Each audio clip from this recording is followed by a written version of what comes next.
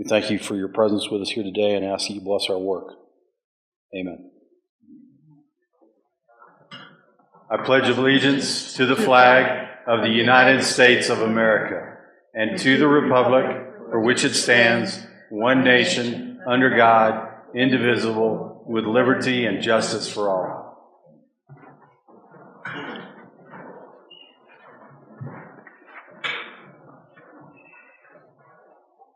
And if we don't mind, please make sure we turn off all our electronic devices, or at least mute them.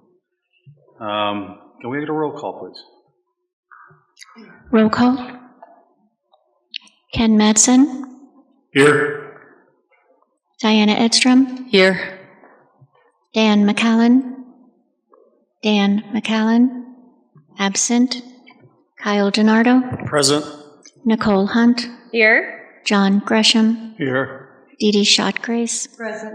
Robert Politik. Robert Politik. Absent. Kevin Kirkwood. Present. Chairman, you have a quorum. Thank you. Do we have a staff report? Yes, sir. Good evening, Commissioners.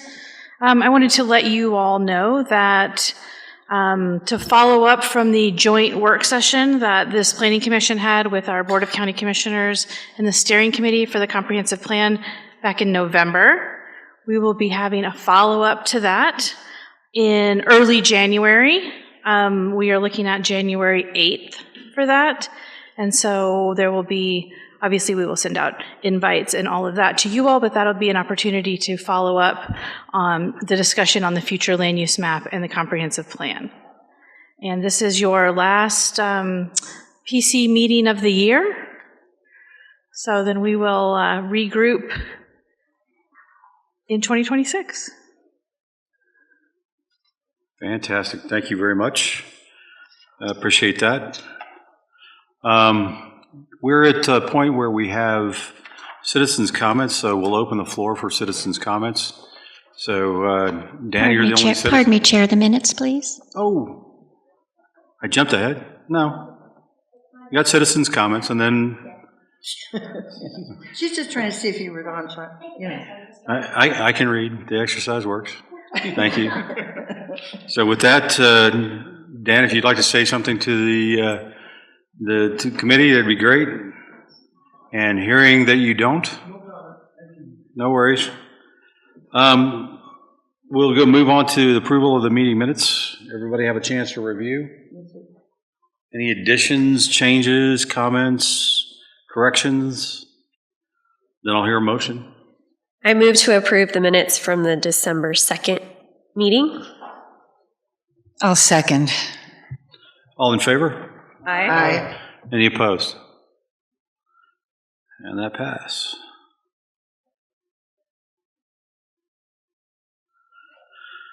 So I don't know that we're going to do any of the public hearing process today because I think we're going to move directly into a work session. And so with that, why don't we go ahead and move to open the work session?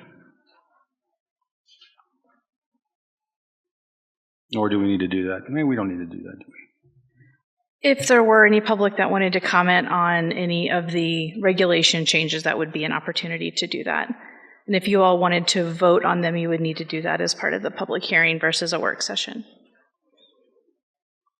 Okay. So that leaves us an opportunity then. So we will go ahead and open the public hearing. And staff, would you like to present?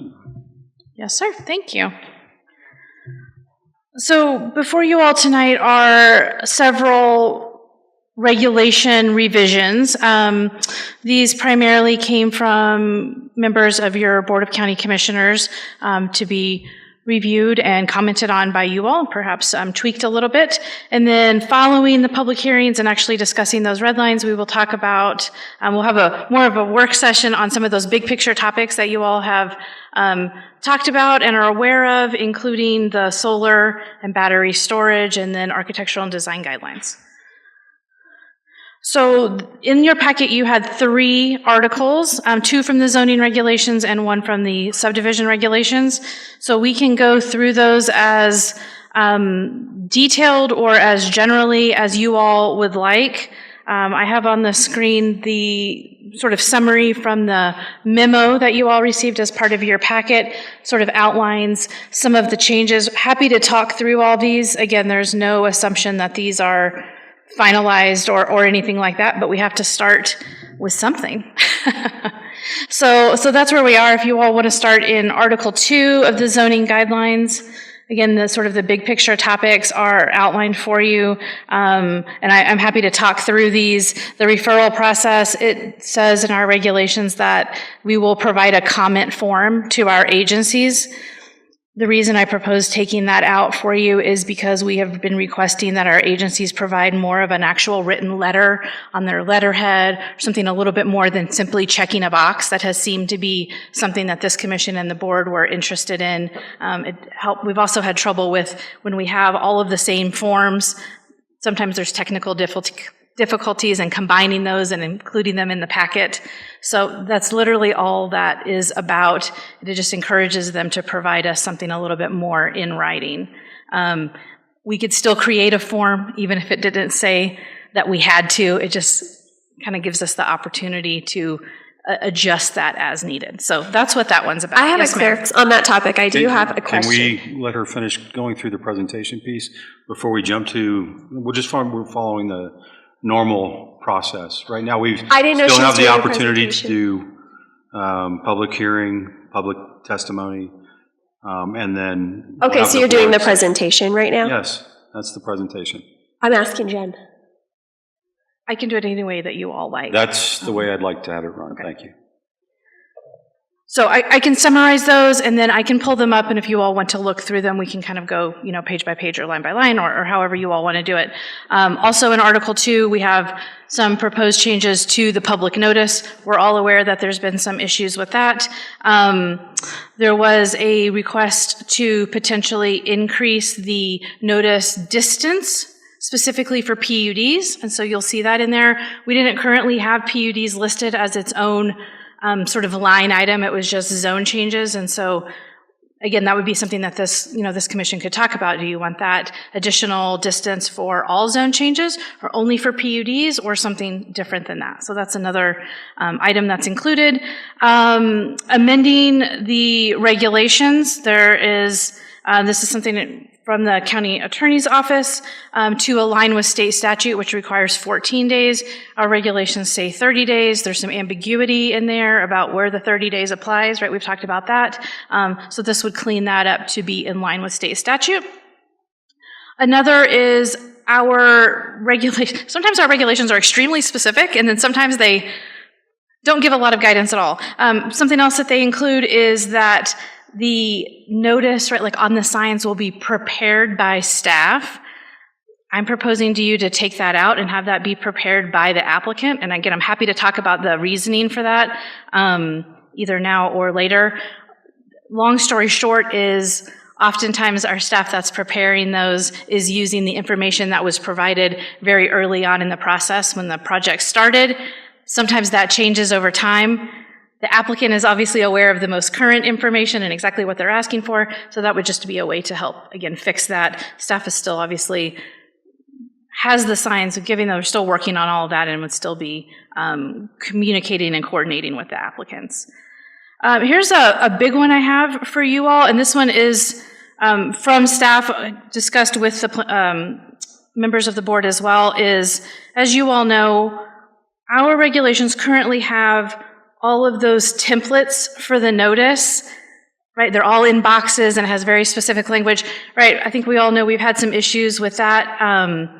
And then it puts us all in a little bit of a challenging situation about, well, is there some discretion to make tweaks or changes to that, or is there not? And if we wanted to formalize that, it has to go through a full regulation process. So the proposal is to simply take those templates out. We will still have templates. You all can still see those, review those. We will still provide those to the applicants. But if they're not codified in the regulations, we can amend them from time to time much, much easier, right? For example, they have, right, like a phone number on there. Well, maybe we want to add an email address, and then it kind of becomes this whole big debate about if that needs to go through, right, a full regulation change or not.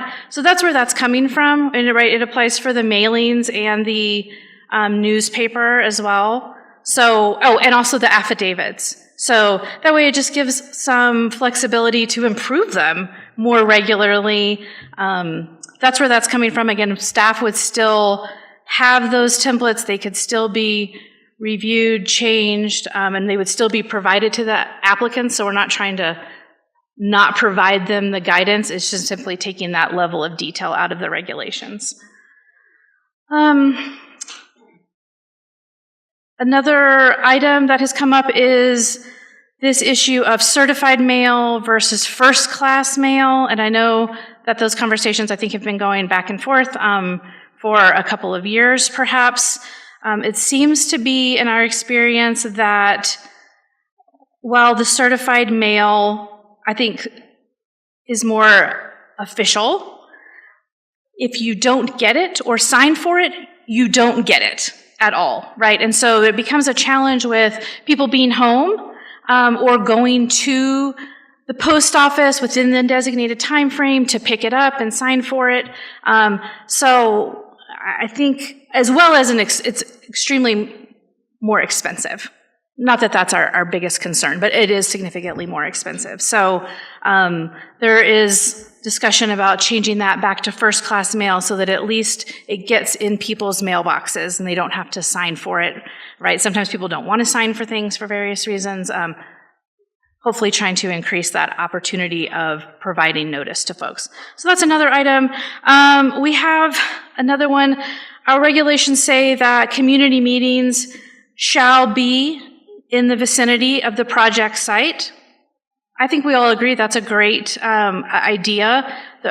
I'm proposing to change that to should for one very specific reason, which is when we have projects out east, there are very few meeting location opportunities. And so, right, it just, again, our practice would still be to work with applicants to have those community meetings at an appropriate location as close as makes sense. Again, if it's right outside of Elizabeth, right, there's probably a lot of opportunities and a lot of places. When we start moving east, that becomes a little bit more of a challenge. So that would just be a little change there, just again, to give a little bit of flexibility for when that becomes an issue. Otherwise, it's some basic cleanup, right, which we keep trying to do, and taking out paper copy requirements, because those continue to show up in there needing certain numbers of copies and pages, and we simply don't need those any longer. That's Article 2, that's public notice. Those are some of the big ones. The others will go a little bit quicker for discussion.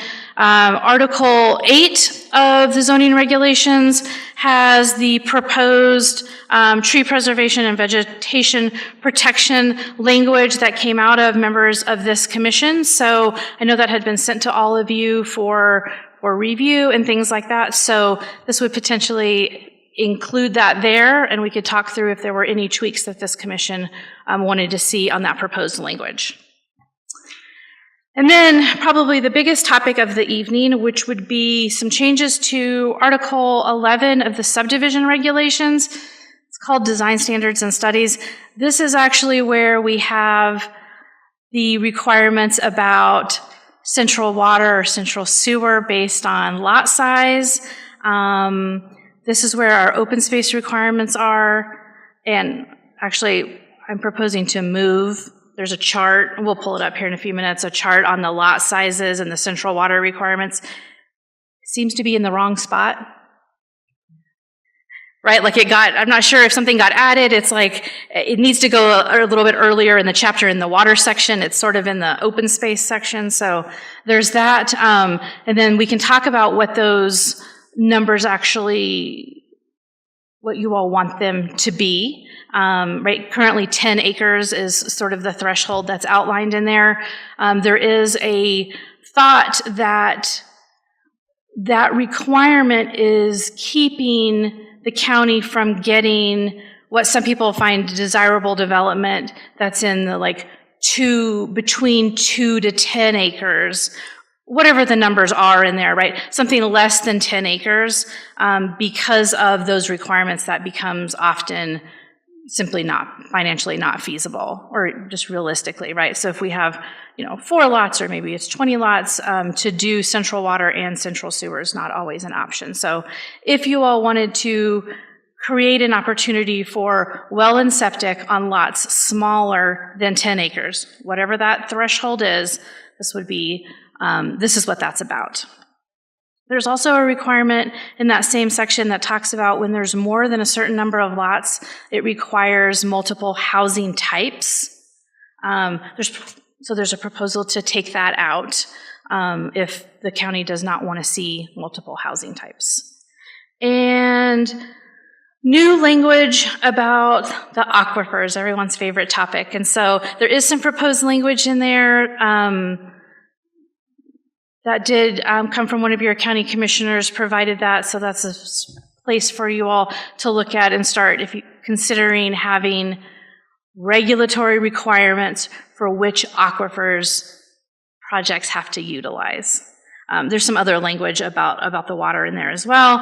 And then lastly, the open space requirements, and again, we'll look at those, but there's a 20% and a 40% requirement based on acres. And so, again, back to this idea of, are we discouraging some types of development that maybe the county wants to encourage? So that's a very high level summary of the regulation changes for you all to consider. I am happy to pull those up and we can go through them more specifically, but I just wanted to kind of give an overview of what those are, where they came from. We can certainly talk about a little bit more about reasoning or alternatives. And I can pull those up when you're ready. Okay, thanks. This is an opportunity. We're going to go ahead and open up for public testimony. If you'd like to speak, please approach the podium based on the regulations. If you do not, we will close public testimony and move to the next level. So, up to you, Dan. Fair enough. Perfect. Thank you. We'll close public comment. And I think we're not really going to worry about applicant rebuttal. So now let's go ahead and roll back to initial comments, concerns, and can we focus on key areas? Should we do these package by package rather than? Yeah, try to do package by package. So Articles 2 and 8 are the first package. And I'll jump over to you, Ms. Hunt, because you had a comment a minute ago. I did, yeah. I wanted to ask about the comment form. Looking back to all of our packets, I couldn't exactly remember there being a specific form called a comment form, but I do recall us getting referral forms that had, did you, receive the project? Do you, approve of it or not approve of it? Do you have additional comments? Sometimes people would write that in there. Sometimes they'll say, see attached. So I just wanted to clarify what it is that's a comment form. Are you referring to those referral pages that are usually included in our packet? Mm-hmm. Is that what a comment form is? Yes. So when we send out a referral, we typically send that form, and there's an option, right, to check and say, no objections, no comment, or I have comments, and then there's that little box to fill out. Again, some of our agencies provide more of a letter, right, on letterhead. Some do check that. The way it's set up, it's not always the most, some people are printing it and signing it and scanning it, and so sometimes it gets a little messy looking just based on that. So yes, it's literally that form that says no objection or we have a comment, and then they sign and date it. So that's literally all it is. So we would still be sending the referrals, we would still be asking for comments back. We could actually even still maybe send a form if we improved it. I just don't feel like it's necessarily getting what we want back. And again, most people are doing letters anyway. But that's it. Okay, and that's actually, when I first read through this, I figured that's what you were referring to, even though I don't think that we've ever only referred to it like that. It's just kind of like the referral response. And I guess my only concern would be that it really is the expectation. When somebody gets that in their email, there's kind of an expectation that you need to respond. And as a planning commission or the Board of County Commissioners, I think it's important to hear from those referral agencies to know, hey, they don't have an objection to this project. I mean, that's actually very beneficial to the applicant, and it's very informative to those who are making decisions, in addition to knowing, and if they care enough, right, that it is a problem, then they're also going to be responding with, yes, it's a problem, and see attached, and they're going to include that letter. But I think my initial response to that is just that I think that information, when it's included, right, when it's sent out and there's an expectation for responding, that it actually helps decision makers to make decisions. So I think I would prefer to keep that in. So I just had a question as to whether or not this was something that came from the staff as a recommendation, or was this something that came from the BOCC as a change? This did come from staff because based on, again, conversations over the last year or so about the quality of comments, right, and trying to ensure that we are getting comments from necessary agencies, we have been pushing our referral agencies to respond, and I believe we get better results when they actually provide, even if it's an email that says, I've reviewed it and have no comments. Mm-hmm. The form is just, in my opinion, hasn't been extremely successful. And again, the goal, I think we have the same goal, which is to make sure our projects are being reviewed, get comments back. And we're working on sort of building and improving those relationships with certain agencies that haven't been responding. Again, I think that's all going very well.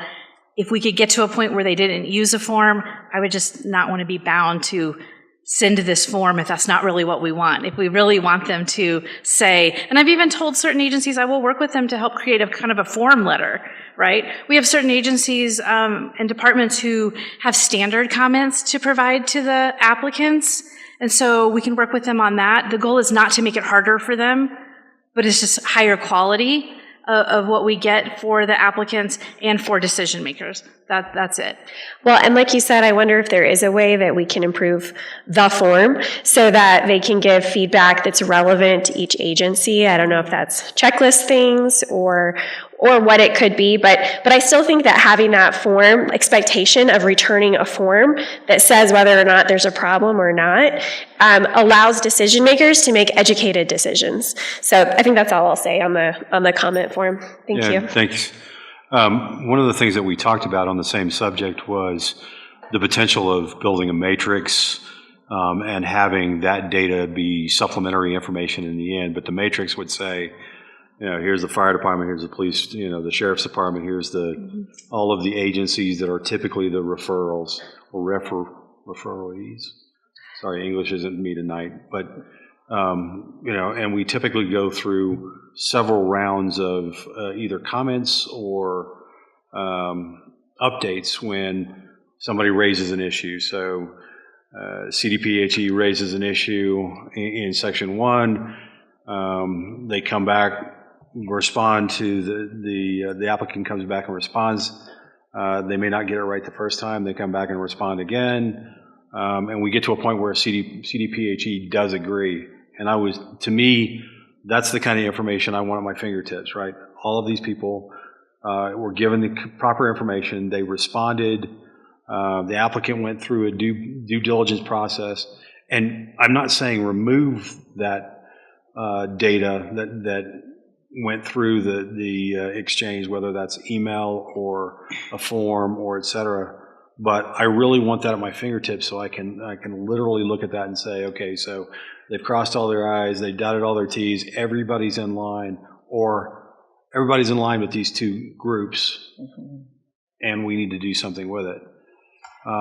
But to me, it's about how do we get the information to us quickly, efficiently, and so we're not reading through repetitive information and repetitive forms. And so I'm just trying to figure out a way to simplify. Right, but we are making decisions, and the BOCC has made decisions to deny applications because referral agencies had significant concerns that were relevant to the criteria. Right. So in my mind, those concerns need to be very clearly spelled out if we're going to be making decisions based on that. If I could just. And I don't disagree. I'm just trying to figure out a way to get it into a format that we get that exchange to us in less than 100 pages. And a lot of these times we don't see them in less than 100 pages, and we have to go through and unpack. I still want to know that a referral agency had a problem, didn't fix it. So they didn't sign the fire safety agreements, as an example. And that's something that they should have done prior to the applicant ever coming in front of the Planning Commission. If I could throw my 2 cents worth in, and I think, Kevin, with the matrix, I seem to remember in the Sundance, the solar packet there, and possibly in the 1041 for Excel packet, that there was a matrix like you're referring to in there, and it would have all that information. You know, here was the first referral, the applicant responded this way, they're going to do that. And I think that would be helpful, but I'm with Nicole. I still want to see the form. Well, and I agree with you. I don't care if it's a form or not. If it has to be down to that, that's fine.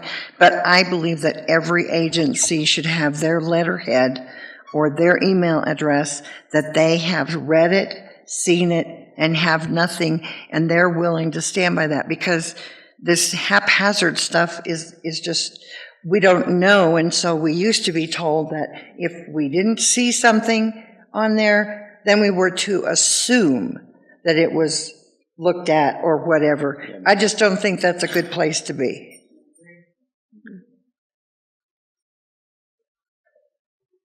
And I like the matrix idea too. Anybody have any other comments on the topic? Just talking about the forms right now. Okay. So we have a discussion point there that we need to continue on. Anything else in section 2?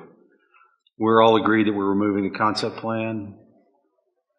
Well, we already agreed to that. Yeah, I thought so, but it's like suddenly coming back, and I'm wondering why. Oh, I'm sorry. I will clarify that. So this article in particular is actually, those red lines are actually back before the board tomorrow. The board hasn't voted on those yet, and so I struggled a little bit with how to present that to you all. I didn't want to take it out, but I didn't want to leave it in. So this particular one has two colors, right? Red and blue. So the red is what has already been considered by you all. The blue is the new for tonight discussion. So yes, I expect, I could be wrong, I expect the board to vote on the concept brief tomorrow. I think the next big item in Article 2 is the distance notification. Notice requirements. Yes, sir. Okay. Anybody have comments on the notification distance? I do. Does my mic work? Oh, there I am. Yes. And I just wanted to say I'm really glad we're doing this, because Jen, I know you and I have talked about things in the zoning regulations that contradict each other, and it's been a haphazard way in the past that things have been cobbled in there. So this is... And this probably does not fix even the majority of them. No, but it's a good start. It's a few more. Yeah. And, you know, I did just want to say one other thing on that, and I don't know if people lose sight of it, but I think sometimes we forget that these zoning regulations are used by more than us, BOCC, et cetera, they are looked at by a landowner that may be thinking about dividing his property and wants to have an idea, developers. There's a whole bunch of people that will look at this. So the easier it is to navigate and the clearer the language can be, it will save everybody time. And then the applicants are going to use this to fill out all of those forms they have to fill out. So I am really glad we're doing this. But so back to the distance, and I seem to remember that we had talked about a greater radius also on like the 40s going to 10s, and that had come up, I believe, when we had the one of the applications that was kind of out by Kelly Airport, and most of the properties out there were 40 plus acres. And I remember we had a public comment that people who were close weren't close enough to get that information. So I'm wondering, my suggestion would be to just change for rezoning 2640 for any of the rezonings. And that's certainly an option. Yeah, I'm struggling to see how it would be memorialized in the table that's in the document. So, I mean, how would you say the I would just stick with what it was before, which is the rezoning owner initiated, and just change that from the 1320 to 2640. So the straight zoning would become 2640 as well? Yes. Okay. So for all rezonings, are there other application types that the Planning Commission feels need a Special use by review? larger radius? Well, SUR. Majors? Jennifer, what's the industry standard? Because when I work with other jurisdictions, I feel like Elbert County has one of the largest requirement on distance. Oh, sure. It varies by jurisdiction, but there are places where it's 500 feet. Yeah, I mean, I'm used to seeing 500, 1,000 feet. Mm-hmm. I know 1320 was, when I'm on the other side, is rather large, but understandable. But I mean, I think half a mile for even a minor use or a major use gets a little extensive depending on what the project is. Mm-hmm. And some of that might play into the first class mail versus the certified mail, right? Again, if you all had a financial concern for, right, maybe some of our smaller applicants that, do some of these, that does add up. I think it's about $6 for certified mail versus the cost of a stamp. It's a lot. Which I lose track of. I don't know. I feel like it jumped. 76 cents right now. There we go. Well, and I think the reason why we started this conversation was because this is a rural county. And so if you're building, especially building a PUD with high density development, but you're only going a quarter of a mile for notification, you're impacting much farther and many more homes than just the quarter of a mile. I'm not disagreeing with the PUD. I'm just stating for the other applications. And I'm just stating that we are rural, so we also take that into account. This isn't the same thing as having to give notice in Denver to half a mile's worth of residential homes. Yeah. And I think I had given, and somebody else might have the first class mail thing versus the certified, and I think that definitely should be changed, because it's not even sometimes the little people. If you've got independents, for example, and they're doing something and they have to send out notifications, just because they may have the money to do it doesn't mean that type of onerous charge should be on there. The more homes that they build, the more, their own people they're having to give the notice to, in addition to the neighbors. And I think we should, since you brought this up, the SUR, in a lot of cases, it may not be that different as far as interest that people have than a rezone. So if we're going to change the rezonings, the straight zoning, the PUD, we probably should do that for the SUR, since those are the most common things that we do get. So do we want to think through going to a 2640 across the board, or 2640 for special use and majors and minors? Well, maybe it would make sense, since everything is the same the way it exists today. Would it make sense to continue to have everything consistent? I don't know. Here's the challenge that you're going to see, right? So I like the general idea of extending to 2640, and to make it cost effective, we would basically say go back to first class mail, which is less expensive, but you're going to have people come in and testify that no, I didn't receive notification. Notification didn't work for me. So I was really surprised to see this, and the only way I found out was through Nextdoor or some other thing, right? And you still get people like that, no matter what. But the question becomes: do we use that as something that is a lever, or do we keep some of these down at 1320, but make them still certified mail? I mean, it's a board discussion, so I'm open to either one of these. Is any permutation of this approach? When did we change? Do you know, Jen? When did we change to certified mail? Because weren't we first class at one point? I believe so. I think it was right before I started. I think it was like in the summer of 24. Okay. And again, I wasn't a part of that discussion. I'm not sure what triggered all of that. Does anybody remember why we did that? I remember it because there was a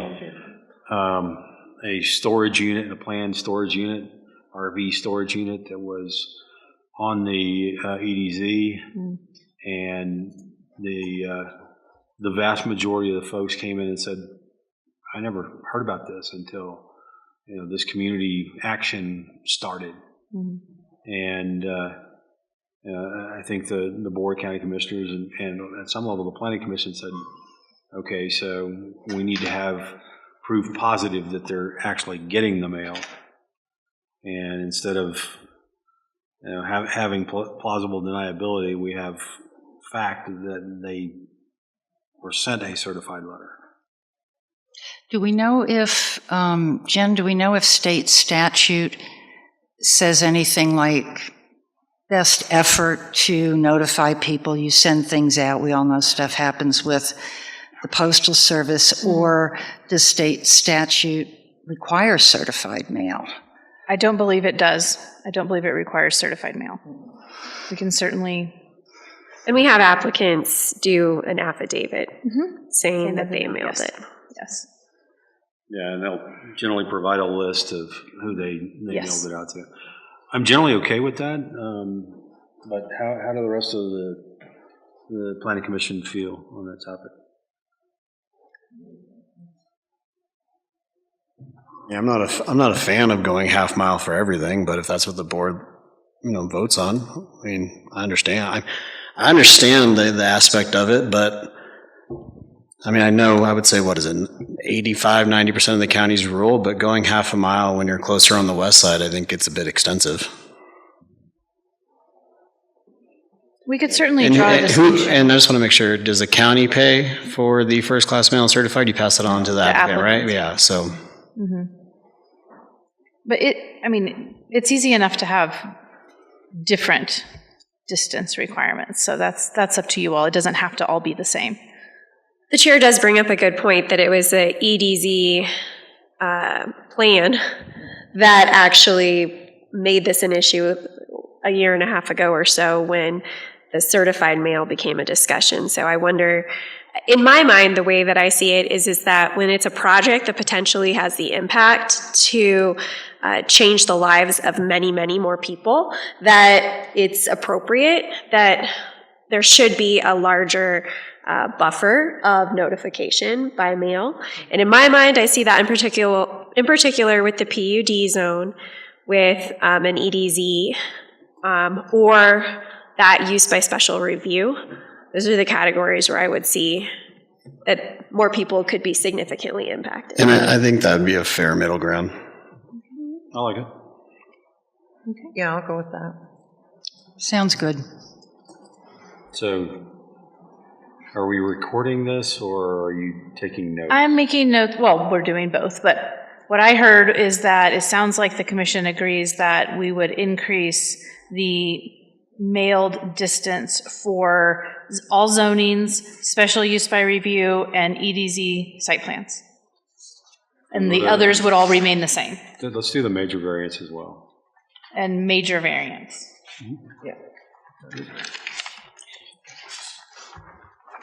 And with that, include the move from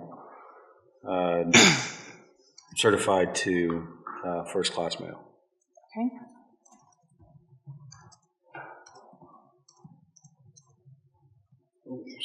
We're making progress.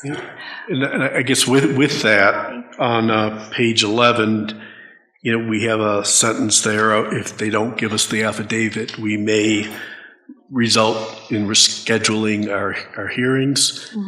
I think it should say we will, because I don't know that any of us will go forward with a hearing when we don't have notice that an affidavit that gives proof that the mailing actually occurred. All right. Yeah, definitely. I've got a bunch of things in the public notice requirements section I'd kind of like to go through. When you take, if you take out the notices, a lot of the language that is still left behind in the regulations refers to specific notices, specific affidavits, and, coming back to what I said earlier about things needing to be searchable, easy to find, if you have names for things in there that don't exist, that can become very confusing. Oh, sure. I think they would exist. They just wouldn't live in the regulations. They would still be on the website and be provided as part of pre-application meetings. Right? We sort of provide like whole packets of different things to people, so we would absolutely could still do that. Okay, so you would put the affidavits, the templates that you come up with, you'll be adding those to the website like you have a lot of other forms on Oh, there. sure. Okay. Sure. Okay. Yeah, the goal is still to have an absolute sort of standardized, form. It's just some of the language is not desirable. To Diana's point on that, is it possible to make the language reflect that it's a form from or the template from CDS? Because I know right now it says that, for example, the newspaper, the applicant is responsible to ensure that a notice of public hearing shall be published. But if you don't if it's not clear that that template must be provided by CDS, it sounds like somebody could provide their own notice. Yes, I know at least here, and that certainly was the intent, and we can make sure that it's in every section here. In newspaper, we have, once meeting, hearing, or decision dates are confirmed, the applicant shall prepare notice language based on a template provided by CDS, including a valid legal description, blah, blah, blah. So yes, that was absolutely the intent, yes. Make it consistent Yes. to reflect that. Okay, and as I go through what I've had looked at in this section, there is inconsistent language, so maybe, Jen, we could go through that and get that cleared up. Can we? Can I ask a procedural question that's related to everything we're doing here? Board's going to vote on this stuff tomorrow, right? So not this, they are voting on those things that you all had voted So on the red line's previously. not the red Correct. line's not the blue line. Correct. So if we're, okay. Yeah. So These then would we've got go- another 30 days, because we got to notice this and for the blue lines. You already noticed it, didn't you? So for these, just in case, Yep. I did do a notice for January. If you all don't vote on them, that's fine. We can continue that or do a different notice. I didn't I didn't want that notice to hold things up if you all were like, yes, this needs to be changed right away. Makes perfect sense. So that you all have the option Thank you. there. Okay. Mhm. Thank you very much. Can we name the table? And the reason I'm asking that. Which, Right. this one? Well, this one, and there are other tables in here, but it comes back to the language. So one of the sections in here says, see table above. Well, I think it was like 4 or 5 pages before, but if we could name the table, it might be an easier way to reference it. Oh, sure. And if it were up to me, we would delete all of it and start over. We're trying to work with what we have, but sure, that may be a way to help. I just say that to say I agree, and there's a lot of I'd be happy to take a match to it. inconsistencies and things that are worded in a weird way. I have to stop myself sometimes from doing what I wanted to. No, this is the change that we're making, and kind of limiting it. Otherwise, it just gets out of control quickly. But yeah, naming a table that maybe would be an easy way. Yeah. Sure. Well, and recognizing too, with the comp plan, at some point around that time frame, the regulations hopefully will be completely Hopefully redone 2026. by a Or professional. started in 2026. I hope Yep. so. That is certainly what I'm advocating for as well. So yes, absolutely, go through and try to name the tables or give them numbers or letters or names. So I'm wondering then,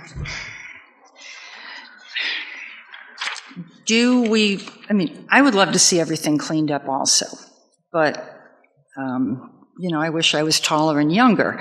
So, and the requirements, again, because the notices are coming out of the zoning document and moving to the website, which is, I think that's just fine. A lot of that leftover language needs to be cleaned up. And I, of course, have lots of notes. Do we want to go through that? I'm not sure how best to do this, because I do look at the details and It can be up to you all. You're welcome to. The proposal tonight is strike the forms and move them to the website. We're not saying change the language. No, you have not the language of the forms. It's the language in the documentation, in the zoning. So, for example, in 3, newspaper publication procedure, it talks about, in D, the applicant must obtain an affidavit of publication and provide it to CDS staff. Well, if that is what is coming from Ranchland actually calls that a publisher affidavit.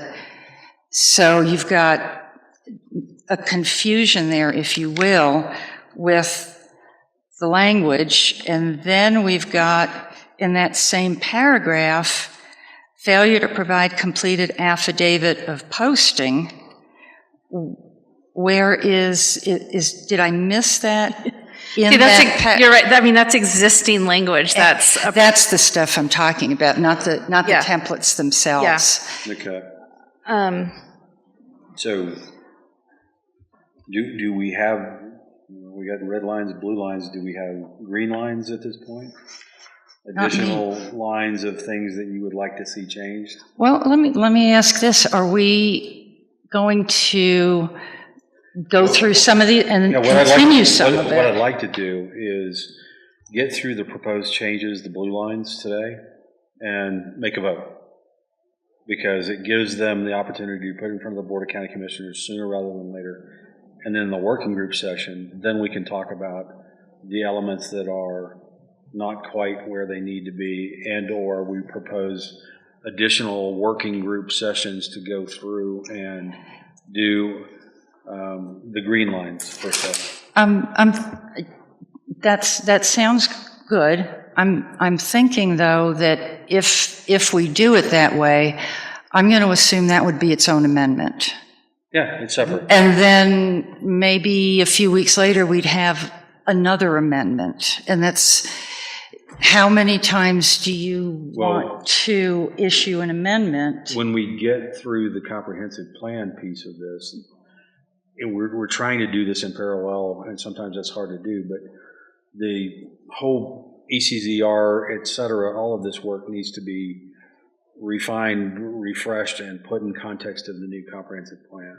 Right, which, and again, may not happen until the middle of next year, and then zoning regulations, if the whole thing. Yeah, that's why I say we're trying to change the wings of the plane before we land. Chair and Jen, I wonder too if it might be prudent to create like a type of a subcommittee that could do some of these I think that's a redlining good idea. and then bring it to the full committee to talk about. But somebody like you, Diana, who's already spent a lot of time going through and making corrections, in a subcommittee, talk through that a little bit more and then bring something to the full committee to vote on.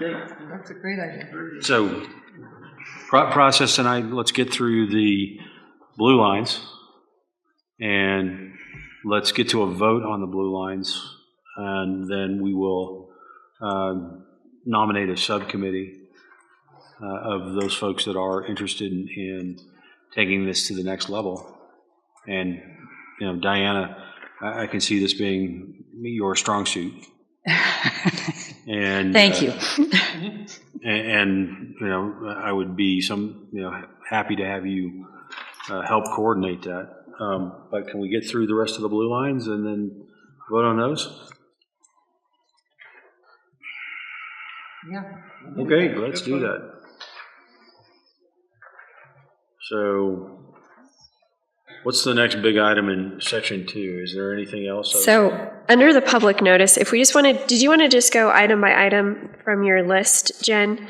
We talked about the distancing for the PUD zone, reducing regulation amendment notice timeline from 30 days to 14 days to align with state statute.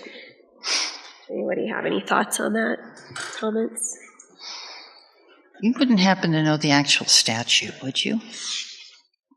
I do not know that off the top of my head. Okay. I did talk with Lance about it, and he read it specifically, and that's where we were Okay, yeah, I'm came just with this. curious because I've been trying to find it, and darned if I can't. The 30 days seems like sometimes it slows us down a little bit. And so when there are spending plenty of time on the actual regulation, but when we actually do want to get it noticed and approved, if you will, the state statute only requires 14 days. So that was the thought process, is to just align that.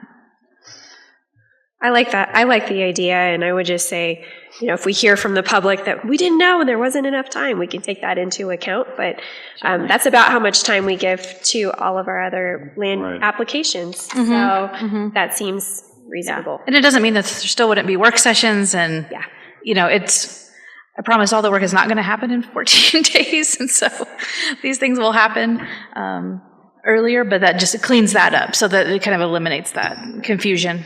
Can I ask about the sign posting? And this information isn't necessarily blue line, but it becomes impacted by the removal of those documents from the record. But on the sign posting procedure, at least, and I'll make this quick, there are some requirements in there.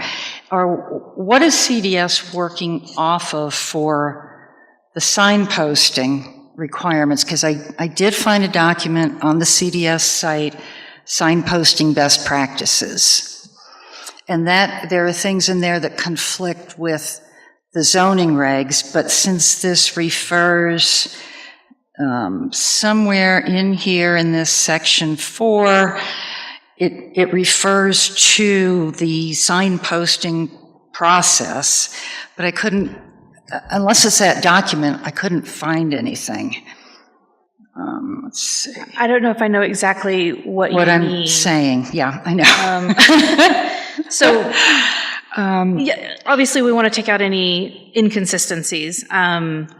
The signs. Here it is. I'm sorry, 4B. 4B. The last sentence in there. Applicant shall post the sign in the What approved. page are you on? Sorry, 9.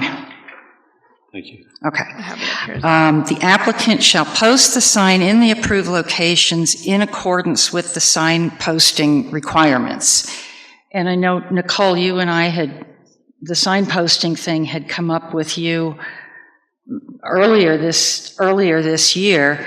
So, we do have this one document, but what would be the sign posting requirements? I guess.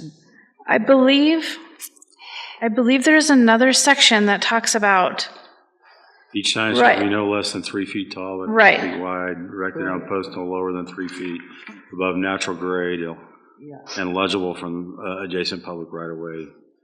Property is not adjacent to public right-of-way. The sign shall also be placed adjacent to the nearest public right-of-way at the location determined by CDS. So can we maybe just change that language? It says sign posting requirements and refer to 4G sign specifications? And that would pretty much clean that right up. And You're then, just changing one word, requirement to specification. yeah, and then that's something that can be referenced to, and then take the sign thing down off the website, because there are things that are conflicting.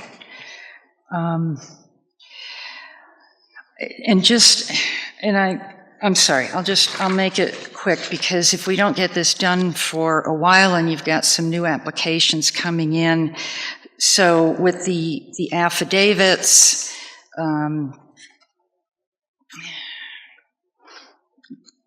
know what? I'll just defer to what Kevin and Nicole are saying, and come up with the actual specifics. And if that's actually something, Jen, maybe we could sit down and look at it rather than, back and forth with email and such. That would probably help us both tremendously. Okay, thank you. Any other, I went through the mailing piece, the timing of the mailing. We've already talked about moving from certified to first class. Any other language in section 2 that we need to consider? the other one was the shall to should for the location of the community meetings. Yeah. And again, the intent would certainly be to have it as in a appropriate location. It's just the shall is a little bit hard if you try to compare Well, you went east from of Mathis. must to should, to be clear. Is it, And, sorry. and what you're trying to accomplish here is to still stay in the general community. And if you change that to should stay or shall stay must stay in the general community, general vicinity of the property, general community of the property. It can be held at a church, it can be held at, I'll even open my water district office up and we can hold meetings in there too. But it's things like that, where there's a will, there's a way. And you want to get as close to the people as you possibly can to keep them from saying, well, I didn't want to travel 20 miles to get to this meeting. Yep.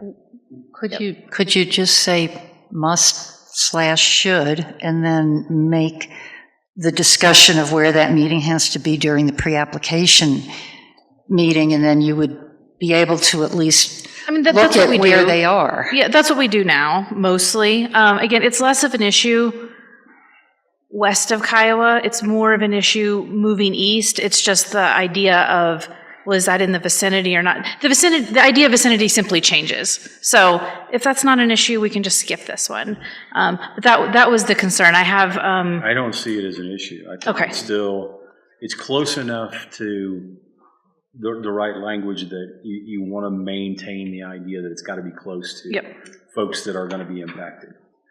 I agree, and I actually live on the northwest side of the county, and I've had to attend community meetings before I was on this board for development in that northwest corner that was all the way in Kiowa because that was the closest. So I know in practice there is flexibility about where those meetings are held if there's just not a location to meet at. But I would prefer to keep that expectation that they shall do that. Unless there are exceptions. So, and we certainly try to work with them. For example, we had one talking about, it doesn't matter. We'll just skip that and continue to work with them to do the best location that we can. 17, page 18, 17, whatever the number is. I think you're just rewording to make it more better English. More better English. Okay. And then we get into some strikeouts.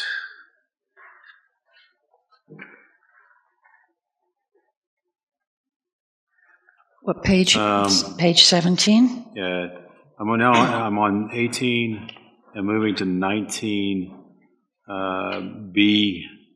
or 18B, which spans the border between page 18 and the top of page 19. Shall inform the applicant versus provide them with. Tell me what you're thinking about there. So this, let me take a look here.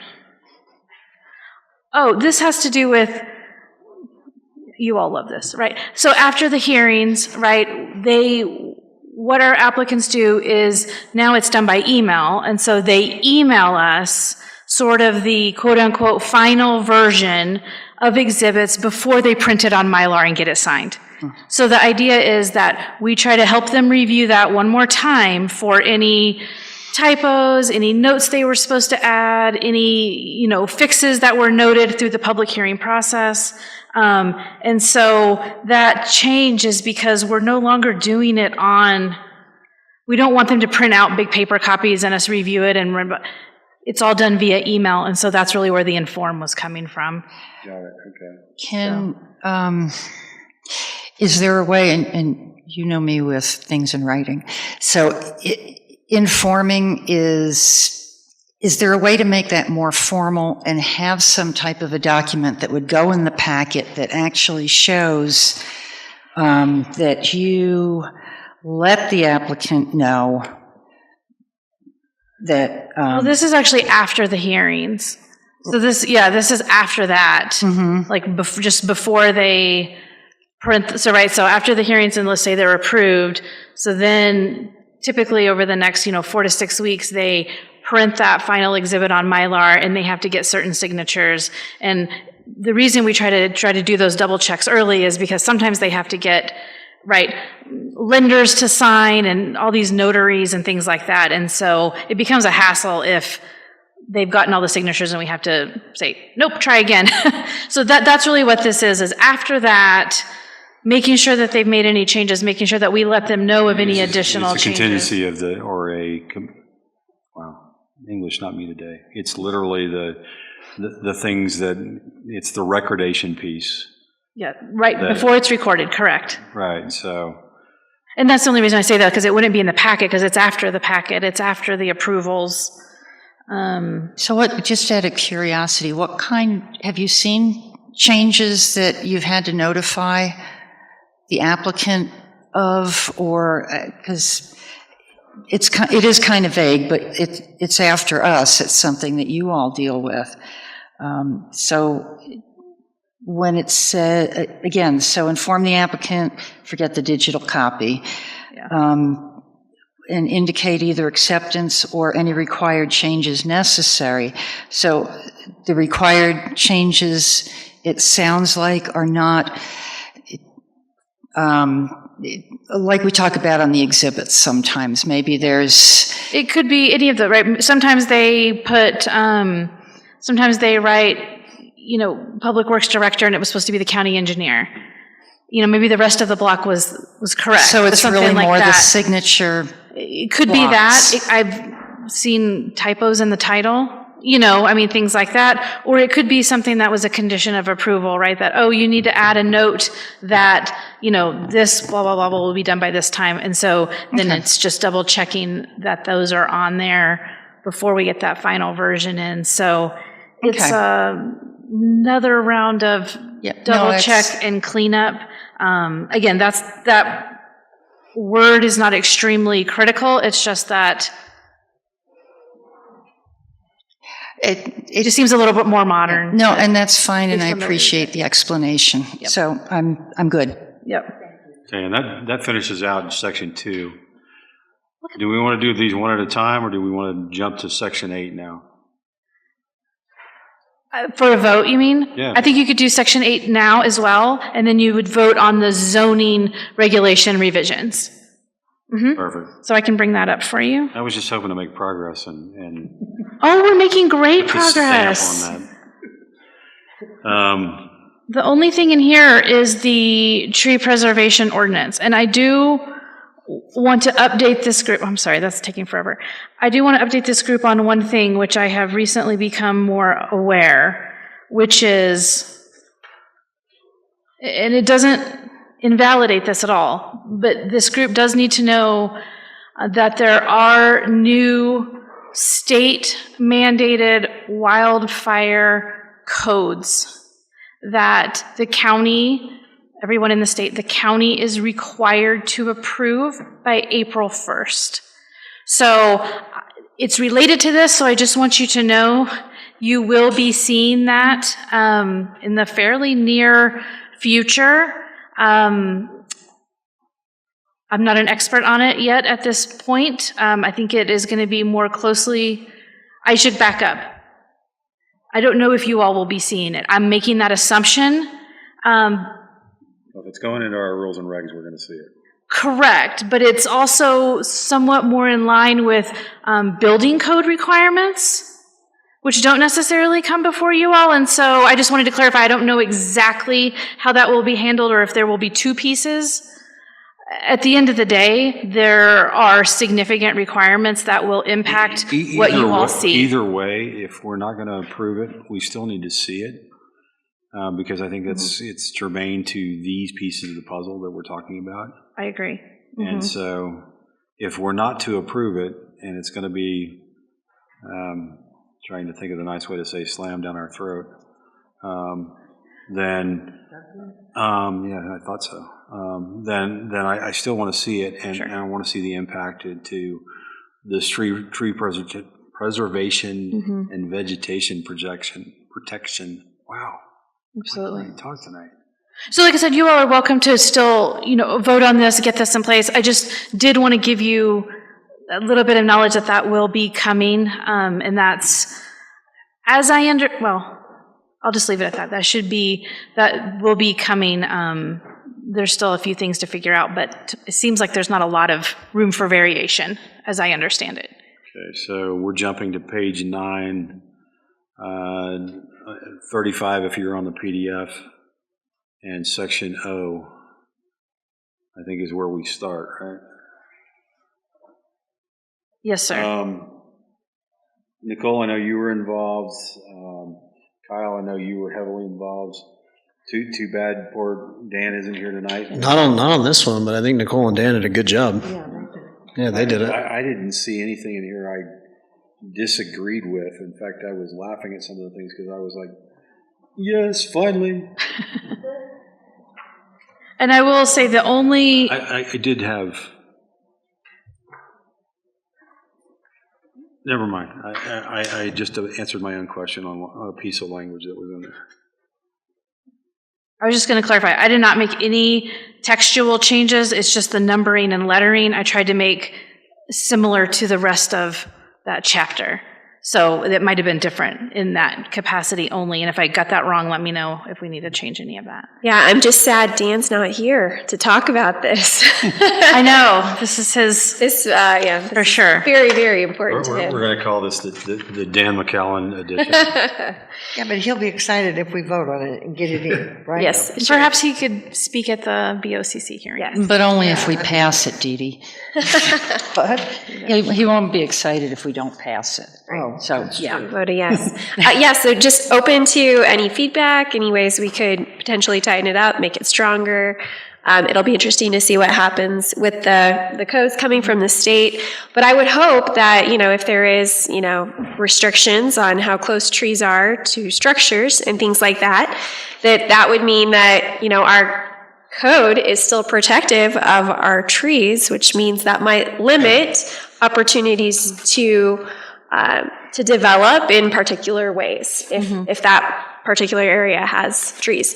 But I think that's a discussion for another day. But I'm open to any other thoughts folks have on how we could improve this or tighten it up. I just had some comments on 6 and 7. On the incentives, how are we codifying the incentives? I mean, reduce landscaping bond amounts is good aspirational goal, but what does that mean in terms of dollar figure? Is it a percentage of the bond? What is that percentage that we look at? So we need to decide something along those lines. And is everybody on board with the enforcement piece of this, the enforcement and penalties? Let me say something about enforcement, if I could. Jen, a few BOCC meetings ago, the county manager brought up the issues we have with enforcement and code enforcement, and that we're really, my understanding from what Sean said, we're really not doing enforcement at this point, and I think Sean was asking the board to determine how they want to do that. Do they want to have somebody that drives around and finds code violations, or just take what they get? But I know for myself, I've put a code violation in, and it's pretty much not gone everywhere. So sorry to make a long statement short. Do you know what the latest status is with code enforcement in the county? So we do have a staff person who's tasked with code compliance. Compliance is probably the key word there versus enforcement, right? Because the current status, as I would explain it, is that we try to work towards compliance, meaning letting people know this is an issue, working with them to correct that issue versus something more punitive. There's no teeth. So somebody's dumping concrete in a ravine, which is against state statute, against county statute, et cetera. We're just going to say, you should clean this up.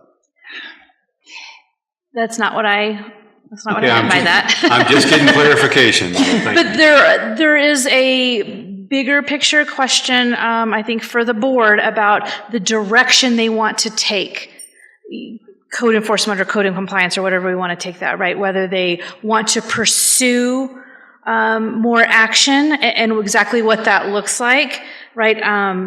For some instances, that means, right, we have one where we're working with our health department, and they actually have some more leverage than we do. Working with our sheriff's office, and then working with our county DA as well. And so there's a variety of mechanisms that probably will need a little bit more specification in general. And you're right, the board, the county, the board, right, however we kind of want to use that terminology, has to decide what the approach is. And I can tell you the previous approach, right, which is a year ago now, right, and before that, was voluntary compliance and complaint-based, right? So we weren't actively, as I understand it, looking for violations, nor were we taking people to court and, assessing fines. That could change, but that direction would have to come from the board. So there is some regulation language. It's not great. It will need to go through this process based on that direction, I expect anyway. So, however, right, there's always a big however there. Doesn't mean that this can't say whatever you all want this to say. I would argue that all of our regulations are important and need to be enforced, right? Or else I'm not sure what we're doing here if it just doesn't matter. We're all spending a lot of time on things. But there certainly are different approaches to that. And so while we can rely on our board to make that decision on kind of which path they go on, I would encourage you all to go ahead and, flesh this out as you feel appropriate. Yeah, I don't know that we want to flush it out tonight. No. But we do want to give a note back to the Board of County Commissioners that there are two pieces of the puzzle here that need some additional work. We need to understand on the incentive side what an amount looks like, and same thing on the enforcement side. So replacement at a rate of 2 times the standard replacement requirement is kind of fudge words, and payment of fines is established by resolution of the Board of County Commissioners needs to be put in place as soon as possible. Those would be notes. Yeah. More than anything else. And how would we, yeah, those are all, and how would we know if somebody violates, how would you even know? And just, for example, Miller Ranch, which is the one Dan talks about all the time, and it's a forest out there. So how would you know if these are being followed? If it has no teeth in it, why put it in there in the first place? Well, I don't think any of us want to be our neighbors' sheriffs, over our neighbors, but there is a boundary by which we do have to say, this is what we're supposed to be sitting here for night after night, doing this, reading 365 pages this week. And I think that everybody has to say, you don't want to make it out like we're some kind of, Gestapo kind of people going around and everything. But then again, there are currently, right now, some serious violations that are happening to our neighbors by industries within our county, and those things are not being watched at all.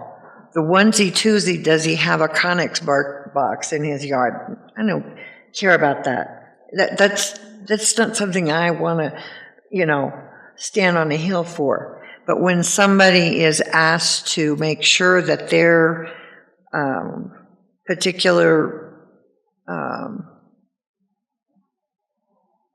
industry is not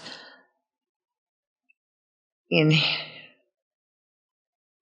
affecting another neighbor to the point of destroying another neighbor's property, and we're just letting that industry go with whatever they're wanting to do, even though they've been told 2, 3, 4 times to get something done. There's no teeth to that either. So somewhere we are going to have to find a balance, where when you're supposed to be putting in certain, requirements for your property to keep your junk on your property and not let it be flowing onto somebody else's property, that needs to be addressed. I mean, those are the kinds of things that need to be addressed. The onesie-twosie things that, no, we don't need somebody running around the entire county like a dog catcher or something. I mean, that's not, I don't think any of us want to, we didn't move out here for that. But we do expect people to have common courtesy to your neighbors. And you can do what you want to on your little square plot, whatever you're paying for, fine. But when that is infringing on another person's ability to enjoy their property, then somewhere here in this middle of this, there has to be a balance that we come to. And I think it's our job to do that. I think we're very much incumbent upon making sure that there are things that are said in these regulations, and we may have to be very careful how we word it. We may have to sit down and go through it, and I'd be willing to help you, Diane, and just go through each thing so that we can make it a lot easier to regulate and make it so that there is some teeth to some of this stuff, because there are cases that we do need to be paying attention to, in my opinion, in the county.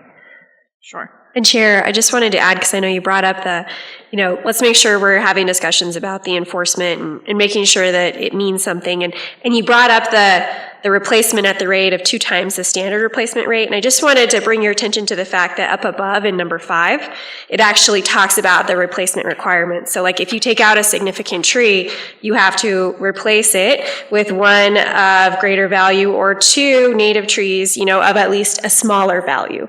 So that reference that it's making is to the suggestion of the code. And then the other thing I would mention is, obviously, when you have to file lawsuits in order to get payment or that kind of thing, it can become burdensome. But when we're talking about, having it be a binding condition of approval for development, that's something that's a very easy enforcement mechanism to say this was a condition. You're you right. broke the condition, so now the county has the authority to stop development. The other thing is that the county. That's considered in 7C, so.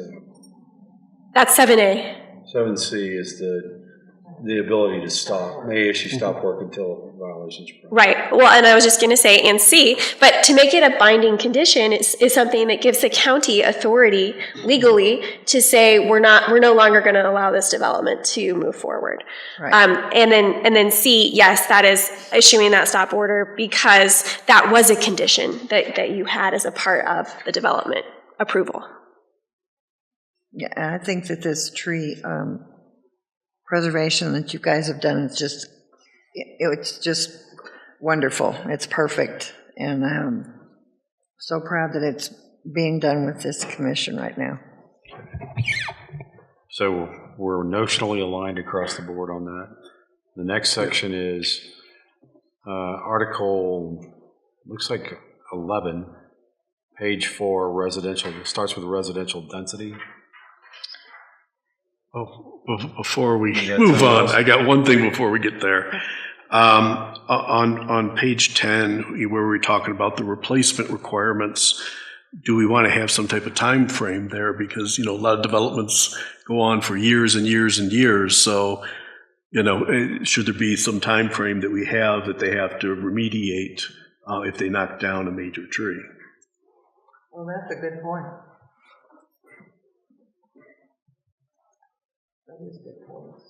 Maybe this section is one we need to get more time to think about it now that we've talked about some things and come back to this one. Okay, new meaning to green lines. It's green lines about trees.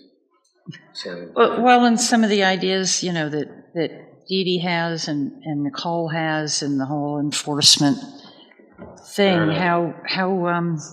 I like the idea. I mean, I think I'd like to get it passed. I think we note it. But I think we note it, and we move it into that green section. Okay.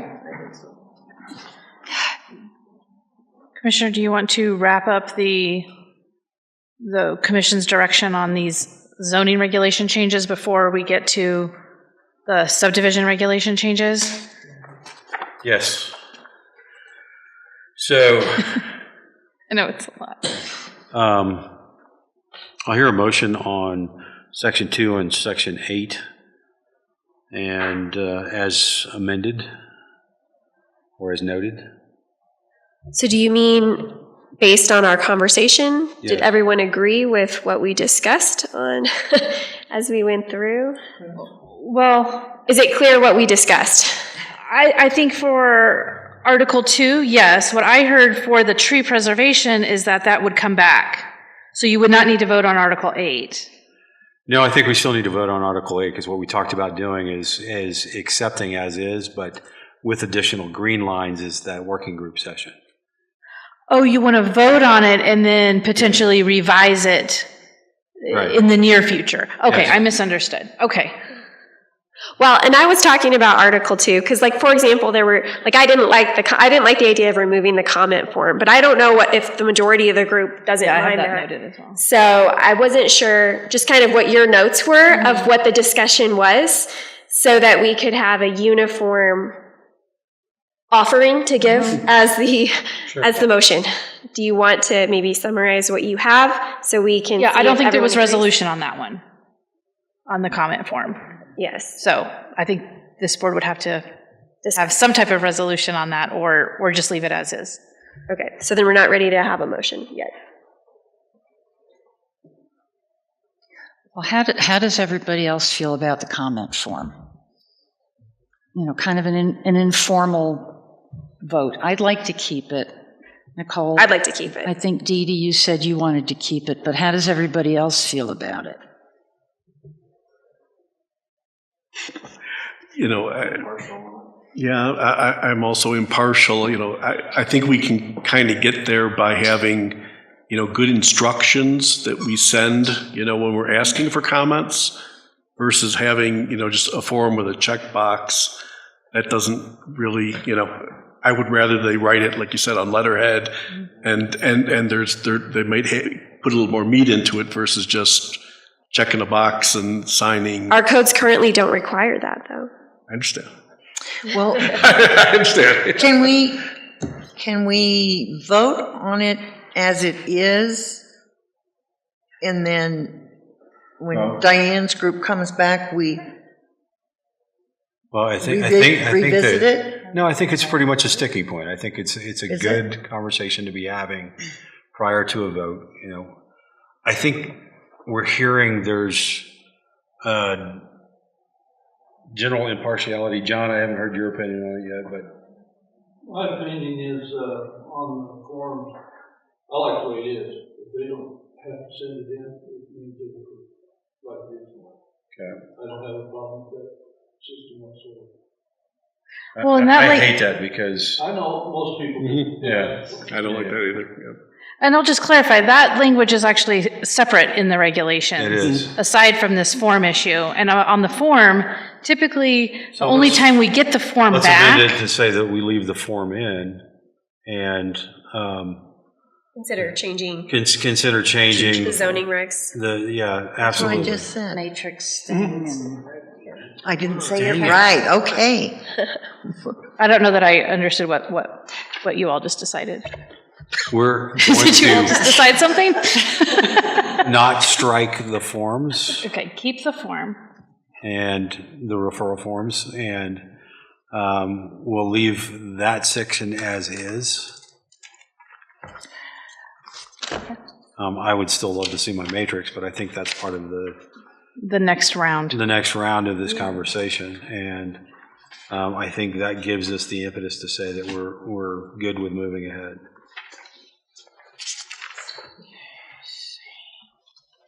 So, can we hear a motion now?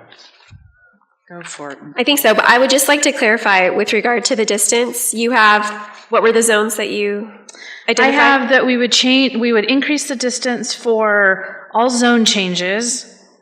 So I can take out those two distinctions and just go back to the one. Yeah. EDZ, site development plans, SURs, and major variances. And all the others would remain the same as they are now. Great. And then, and I'm sorry, it's a long day. The referral form, I promise not to beat the horse to death. Are you Huh? The horse is dead. I'll work on getting the flies then. Are we just removing the thing that says a comment form? Because the They don't referral... want to remove that. Okay. Okay. That's fine. Get that on your next go around. Then I think we were accepting the rest of your suggested changes except for the word must to should, which we would like to keep. Right, I'm not doing Must. that. Okay. Fix All right. that.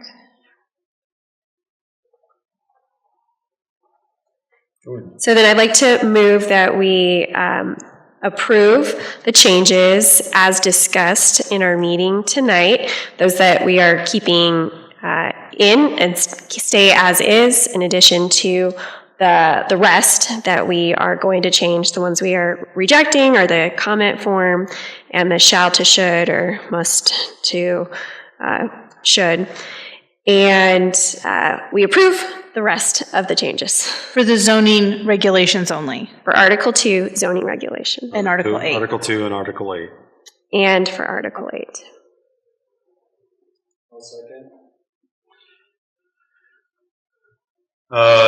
Let's do a roll call vote.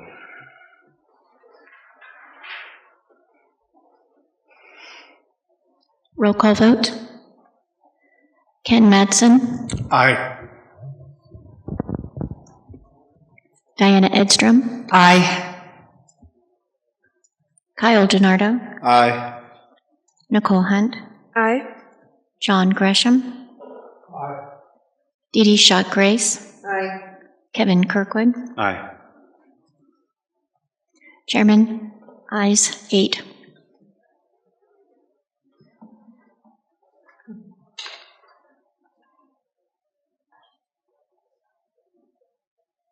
Fantastic. Do we want to take a Did she say? 5-minute break before we go to the next one? I'm sorry, I stand corrected. That is 7 ayes and 0 nays.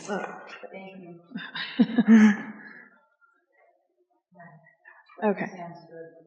Yes, let's do that. I don't know if I need coffee, but I need something. Comes up that we do want to have a work session about. Did we have that day already? Right. Okay, I'm gonna work on those and for you all for your. Yeah, send those around. Thank you. Okay. Hello, Right. Wendy. Are we back again? I need where's my gavel? What? She knows I'll use it. Okay, let's bring this back to order.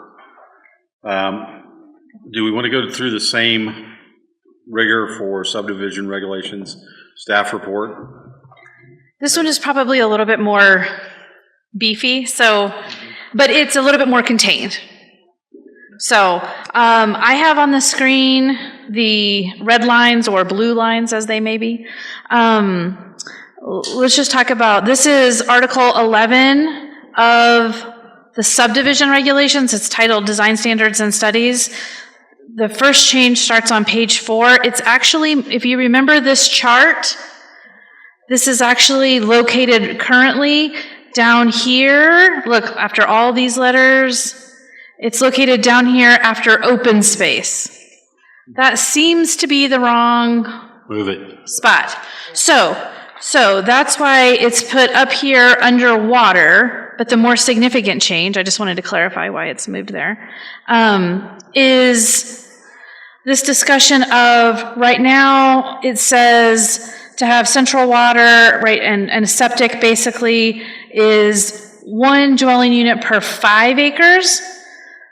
So the question is, would you all want to potentially change that number lower? No, this board is not in favor of We already have precedent that. for this to be occurring, right? So Deer Creek has 1.75 acres, and they're on a central well, but they are, or central wells, I should say, but they are OWTS. And so we have the precedent already set, and it doesn't seem to be creating any dysfunction in the neighborhood. So it does spread the debris field, or whatever that field is called, quite a bit. And so you see lots of green patches, but beyond that, it really isn't creating a public health problem. What about the, and that makes a lot of sense, but if the second option there, doing the central sewer and wells on, a well on every I wouldn't agree 2-acre with property? wells. I would not agree with wells on a 2-acre property. You need central, and there's enough providers around that you can get that water. So I would strike out central sewer and wells.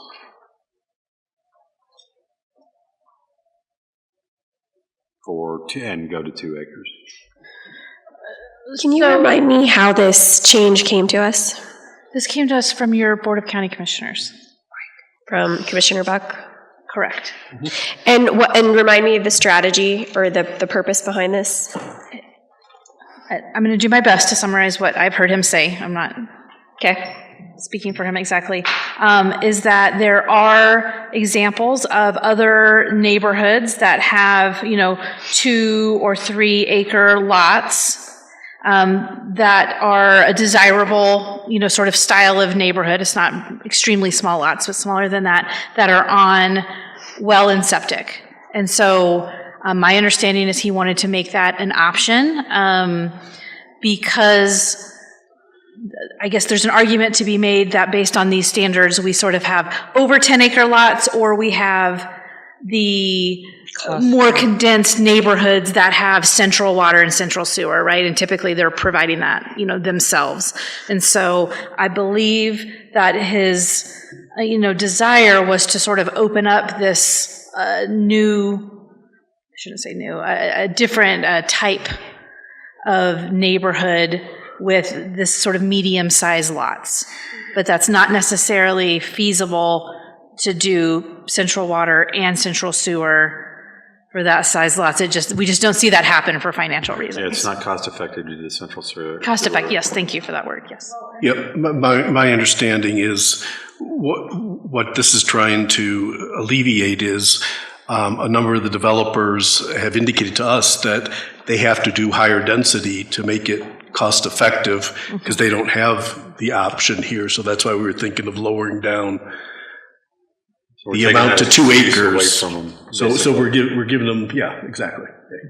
Yeah. Well, but and we do have a development coming up just to the west of Elizabeth, next to where you live, that is, 1 to 2 acre parcels. It's a metro district, though. So, I don't know if this is part of our decision making, but Kevin, when your subdivision was built, you're not in a metro district. No. So I'm curious. It's a special district. So, okay. So if we did 2 acres, who's going to build that? And it would be I'm assuming it would be a metro district. Doesn't necessarily have to be a metro district. It can still follow the special district laws in Colorado. And, it's you'll have a water board, you'll have a plan for sewer, and it's typically not central sewer. I'm thinking more from the perspective of somebody has to build the development, and how do you pay for that? And that takes me back to Metro District. And developers are using Metro District. Yeah. Right, that's what they're using now. And since, obviously the county doesn't do it, then it would have to be a developer wanting to do that in a metro district, because then they've got to get their investment back. Just a thought. Yep, I don't disagree with that.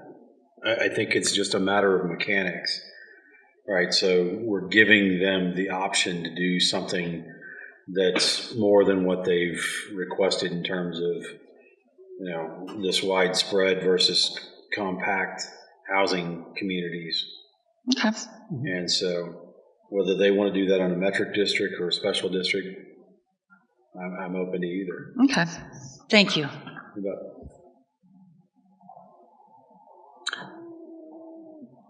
Do we want to keep going? Yeah, so I like your changes that you had there. The other thing I was just going to raise is the first one with the wells and the, I guess it's the septic. To me, it seems like 10 acres is quite a bit for that. To me, like a 5 acre lot, you're fine to have a well in your own septic, if need be. And that way it'll kind of encourage people to if you don't make the 10-acre threshold, you're going to immediately go to the other one and build 2-acre lots. And so I was thinking if there's a 5 in between, that people will more likely stick with the 5 acres. And so that's my suggestion. And, because it's wholly owned, it's probably going to be Upper Dawson, Lower Dawson. Mm-hmm. And so you've got the challenge associated with, are we going to start putting pressure on the Upper and Lower Dawson? And I think at some point you will. I mean, I've got 17 wells in my water district. 3 of them run dry in the summer, and it's just because of the consumption. And maybe consumption and drilling depth, but still, it's still, they quiesce in the summer, they return in the winter, and we use them. But it's, again, back to that open question of, are we going to continue to put pressure on Upper and Lower Dawson? I think the answer is the lawyer term, it depends, right? Right. And so I think we're speaking to encouraging Upper and Lower Dawson not use and going to the deeper aquifers. And the question becomes, can somebody that wants to subdivide into 5-acre lots and have each homeowner drill a well? You also have the ramifications of each one has to carry the water rights, and do they have enough water rights to cover the 5 acres even? Correct. So some of that's actually coming up here, but I don't know. Did this group settle on accepting this change or adding additional change? On line 2, I think, and you guys can vote me down on this, but I think Central Water and OWTS for line 2 and 2 acres works, but Central Sewer and individual wells for 2 acres doesn't work. And do we? That's my opinion, so weigh in. Well, and let me ask this too, because looking at the zone districts back in the zoning regulations, it doesn't look like right now we have a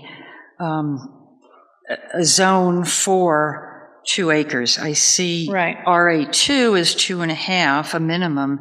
So would we not need to create another category? Or you could do 2.5 instead of 2. You could do 2.5 there. If that worked better, that's a good.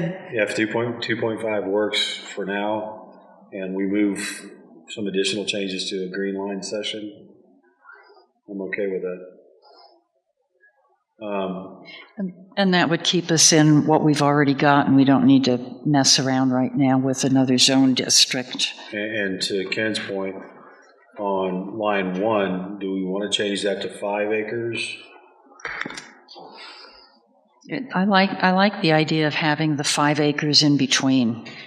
I think that makes a lot of sense. And that I've heard 1-4. I've argued against. I think as more families move to this area, that provides an incentive for families who might not be moving to 10 plus acres to still be able to have land, to have their own well, to have their own septic, and to preserve a rural lifestyle on 5 acres. So I do like the idea of creating that as an incentive to keep Elbert County rural. Okay. Yeah, makes sense. I think I'm going to have to agree with Okay. Kyle? Nicole and Diane. Well, she won't agree with me. And you too. I guess I'm agreeing with you too. I'm teasing you. No, I mean, I agree with the concept of it, but like with my neighborhood is 2.5 to 5 acres, and we are all on individual wells and septic. Okay. And that still keeps us, I would say, that rural feeling, but not having to own 5, 10, 20, 40 acres. John? Okay, so, Okay, so on the very top line, well and septic, we could lower 10 to 5? yep. Is that what I heard? Okay, let me just make sure. Change to 5. Okay, and then on the second line, it sounds like we would break the second line out into 2.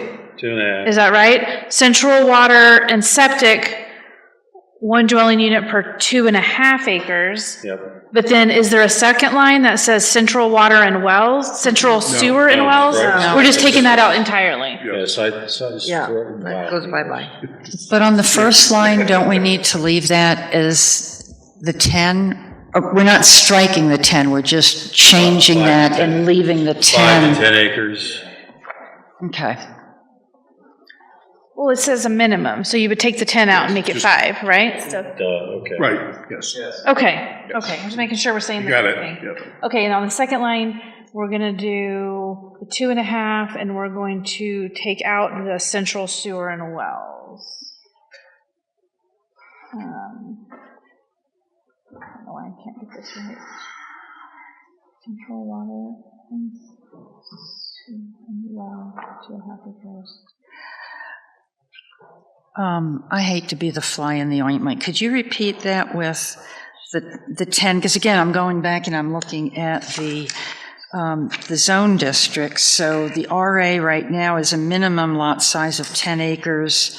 RA1 is 5, and then RA2 is 2.5. Are we leaving the minimum of 10 in RA?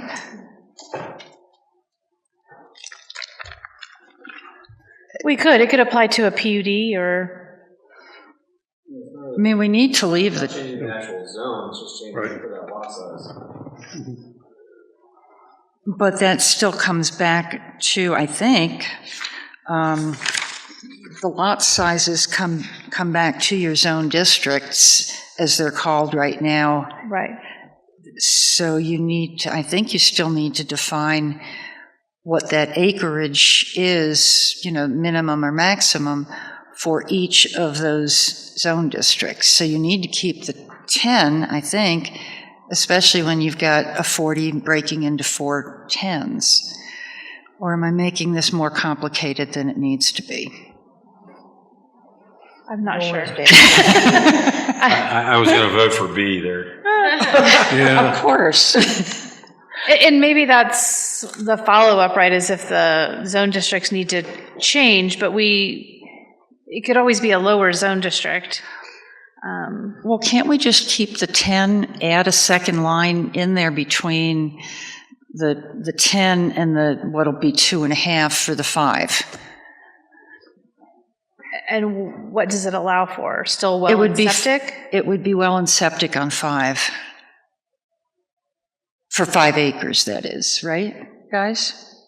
I just Yeah, well. don't know why that's 2 lines, but Yeah, I just Minimum don't, of I 5. don't think we need both. I don't see what you're Isn't the trying to 5 accomplish acres- here. I get 100% where you're coming from, is that you're saying this should reflect the actual zoning districts that we already have in place, right? Yeah. But this one is more so, if it's a lower zone, but it has more acreage, let's say that 5, but it's not the RA, they can still have that well and septic. So this is, I wouldn't say this, you're looking at it as like, this is coordinating or correlating exactly to the zoning district, and this is more correlating to the actual lot size and not so much the actual zoning district. Okay. But I understand where you're coming from. It's late. It can get a little complicated, but if that works for everybody, if that makes sense, awesome. and we'll still get this in front of the board and the attorney, so if there's In the middle of the day, when it's easier to think straight, right? Okay, I think we can make progress there here pretty quickly. There's a proposal to just strike B entirely, which said developments of 320 dwelling units or more should provide more than one housing type. Blah, blah, blah, blah, blah. What was the reason? I'm just curious, what was the reasoning and who put that one forward? That was also from Commissioner Buck, and I think his note was that the market should decide what type of housing. Okay. Yeah. Yep. Yeah, I agree too. Keep that, strike that one? I would strike that, yeah. Yep. because you just have to go by the regs. Right, and I think we've had some applications that felt like they had to bring duplexes because it said Right. different types of. Yeah, let's not say we did. Yeah. And the next is this section 5, which is all new. And it's divided into major subdivision, minor subdivision, and then dedications for both. And I don't know if you all have had a chance to read those. Yeah, can we fix the misspelling on the dedication?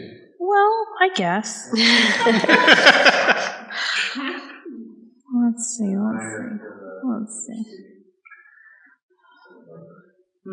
I'll just say I have no opinion on this water stuff, so whatever everybody agrees is fine. I'm sorry, where's the issue? It's, Major and minor? it's on. Oh, I thought dedication was spelled. Me and her. Yeah. Oh, my goodness. No, you spelled dedication right. I can't fix it on that, but yes, I'll fix that. Yeah, it could be. It's actually Thor's hammer, but not quite. Okay, yes. Right there, adjacent. Yep, adjacent. Okay. I actually agree with everything in this section. I want to stop pressuring Upper and Lower Dawson, and this does that for me. I agree. Same thing. Anybody not agree? I have a question, though. Should it read Upper Dawson or the Lower Dawson, or should it say and? Upper and. It's exclusionary for Upper and Lower Dawson. Okay. Are there any, I'm just curious, are there any legalities to requiring aquifers? Do we know? Case law would come in play. There would be some open discussion around whether you have the rights, the water rights to upper or lower, and that's going to be where we pay the county attorney dividends in terms of what he's doing. He should come back and say whether this is something that's viable or not. Okay. My understanding is that, at least at a high level, this has been vetted in terms of the concept, and that we can have regulations about it. Where we get into trouble is trying to make it conditions without regulations that support it. So I think that's a lot of where this is coming from. And then there's, we'll fix that typo, dedication about essentially the water underneath the property being through a restrictive covenant. For use on that land, yes. And as you said, it's going to go to the BOCC, and at that point, if Lance wants to comment on it. Right. You can. Yep. Okay. $100. Yep. So we're okay with that section. Yep. Let's see. It said darns. Yeah. Well, darn. So that's a fun little thing that happens sometimes when you translate from PDFs. These open space. What's that? I'm sorry? Next one is open space on the next major one. PDF page 45, page 8. Is it too far?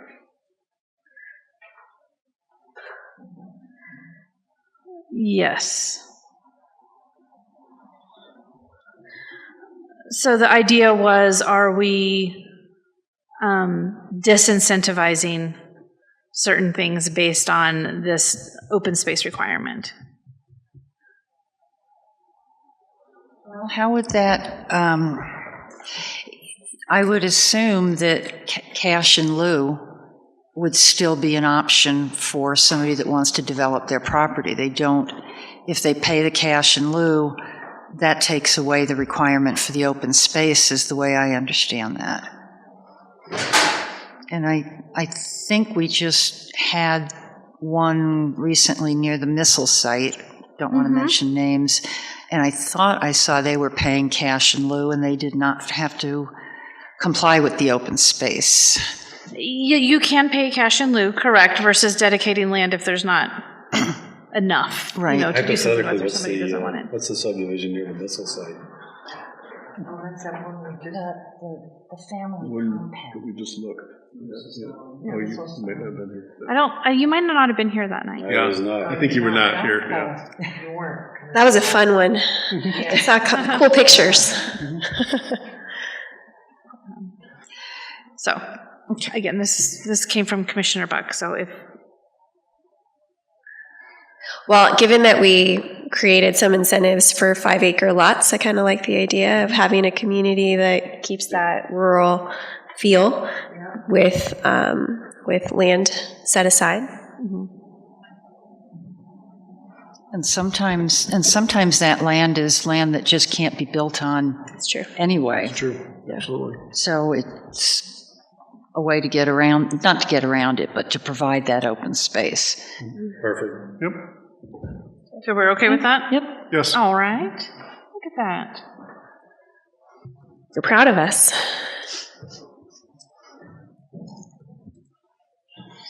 And do we have anything else?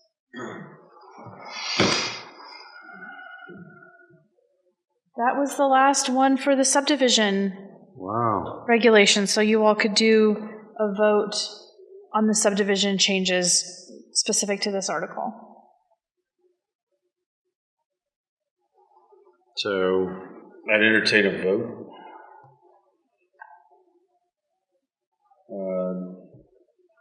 And then let's make sure we encapsulate the changes that we talked about here. And I can outline the changes I have if that would help. Yes, please. Yes. So I have on that chart for the well and septic on the top line to change from 10 acres to 5 acres. On the next category for central water and septic, OWTS, change 5 to 2.5 and strike central sewer and wells, strike that part. We're going to fix that, the word minor in 5C.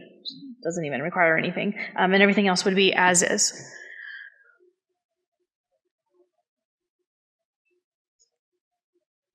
As is proposed. Okay, I move that we approve the changes as Jen just described on the subdivision zoning regulations. And I'll second it. I think we'll just do an all in favor. All in favor? Aye. All opposed? We have 78 ayes.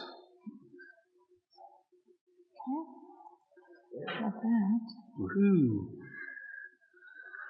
I just want to say, I don't know about the rest of you guys, but I think this has been a really good, we don't do this enough, but I think this has been a really good session because we've been able to actually talk through things and exchange ideas, and it would be nice to do this maybe more often. Lord knows we need to. I think we're going to get plenty of opportunity to do this. Yeah, that's probably true. Okay. With that, close the public hearing. Do you need a motion to adjourn? Well, Not yet? we have to have the open question of, Sorry. we've closed, we've motioned. Do we want to have the work group sessions tonight? It's 9:09, 9:10, and they're meaty. Maybe we could have a like a 5 to 10 minute discussion to see if there's even any general direction from this group on these topics. Could we do that? Can we start with the idea that I don't want to map a community after a certain industrial district north of us? I don't know what that means, but sure. So You're right. if you look at it, we've got the open question about, architectural design mapping associated with, why can't I remember the name of that zone where there's nothing but industrial machine stuff. Oh, are you talking about the Commerce City guidelines I provided for you? Oh. Wow. So let me just talk about all of those real quick. So I simply, because this was a work session, I wanted to provide you all a little more than just, hey, let's talk about this. So I just wanted to provide you some options.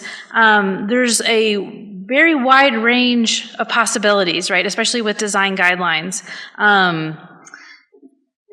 Yes, that community is known for certain things. They actually do have some decent design guidelines. The variety were provided, right, so that you all could just kind of take a look at, get a feel for different ways to address it. You know, there's questions for you all like, do you want to do design guidelines for non-residential only, for commercial only? Does it apply to industrial? Would it apply to residential? Only residential of bigger projects? There's a lot of options, and so that's why I asked sort of this question of if we could have at least just 5 or 10 minutes to get an idea of, I'm not sure what to bring you until we have at least a little bit of conversation about what we're thinking about. And I guess we could even just start with what we're trying to achieve, and that might help us figure out what to propose. I think the whole idea of the architectural plan is, we keep saying this is a rural community and it needs to look rural.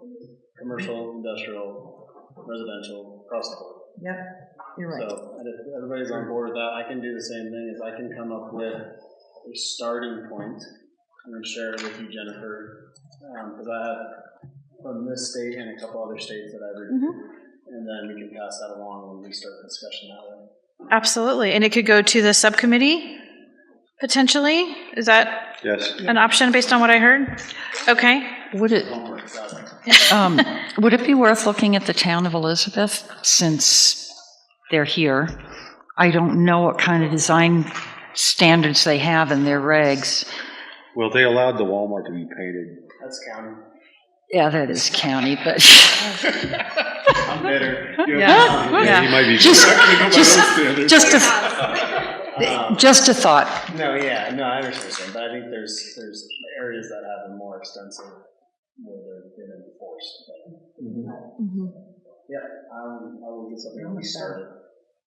And so we can bring that to a future work session to kind of talk through. Take your time.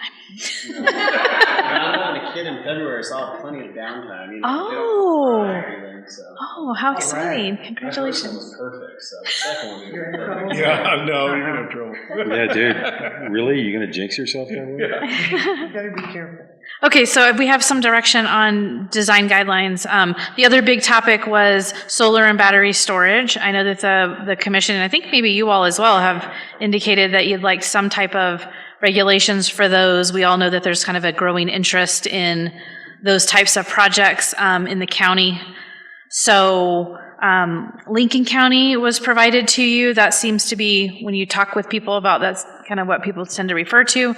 I also provided an article in there, a little bit of kind of background information. I just thought it might be helpful. If it's not, that's fine as well, just so that we know a little bit more about it, because I know, at least, I don't know that any of us are solar experts, right, or especially this battery storage, which is kind of the newer piece of it. Right. So when Elon brings out his new battery, which is going to be completely taking over the energy for the country, that's going to be where you're going to be getting your battery from. Okay. He does build some pretty good batteries, though. Yeah. Where do I sign up? I'm telling you, it's coming. He's got residential batteries Yes, already. he does. They're awesome, actually. I'm a musketeer. Really? Oh, man, I don't think I've heard that one. Well, I'm certain. Are we, I know we're not friends with Excel right now, No. but are we talking to them about alternatives to solar and wind? I don't know the answer to that. We're in active litigation. Well, that shouldn't keep us from thinking outside the box, because some of the things they mentioned in the sessions that we had with them, you know, they weren't opposed to nuclear, and with some of the microfusion plants that are out there, you're actually a lot safer than you used to be, even. And we should open the door to that conversation. I think you're right. I mean, we're getting rid of a coal plant in 2030, That's, and that coal plant is not going to be fixed by wind and solar. It's just not. It can't carry the capacity. And oh, by the way, if you talk to the people from Texas and South Texas, they'll tell you the whole story around the fact that they went down for weeks, and they had solar and they had wind, but they didn't have anything else. mm-hmm. And Down so for 100 or more days, weren't they? yeah. That's awful. Does that mean that the Planning Commission's not interested in solar and battery regulations? I'm interested in solar and battery regulations, but I don't think that we need to limit ourselves to, Governor Polis saying he's going to sprinkle, fairy dust and windmills and solar farms across the eastern plains of Elbert. I'd like the opportunity to consider a lot of different forms of energy. And one reason in particular that I was interested in having a discussion about solar in this county is that we've seen land use applications come before us that were not directed to a certain area of the county, which meant that if somebody comes in with an application, it's hard to say no, even if it's just a mile from town. You're right. And yet that's a big nuisance to our community, especially to the areas where we're much more high density. So I am interested in having this discussion because I'd like to know, gosh, well, if there are land owners who are further east who would really like to have this type of project on their land, I'd prefer to have a discussion about where these types of projects would be best suited than to just have them brought in haphazardly and then placed close to families.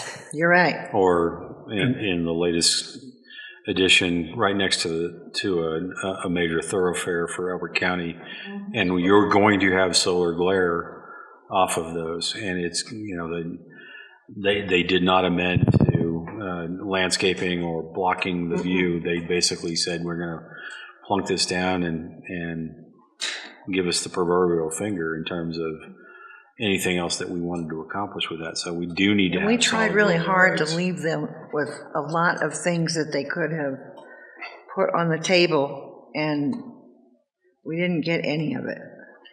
And I also agree that we should have some good regulations with the state eliminating natural gas. We're going to have a lot of pressure being put on us to generate the electricity, and it's going to be, we'll have to have strong regulations. I think that's very important that we put that as a high priority. I think you're right. All right.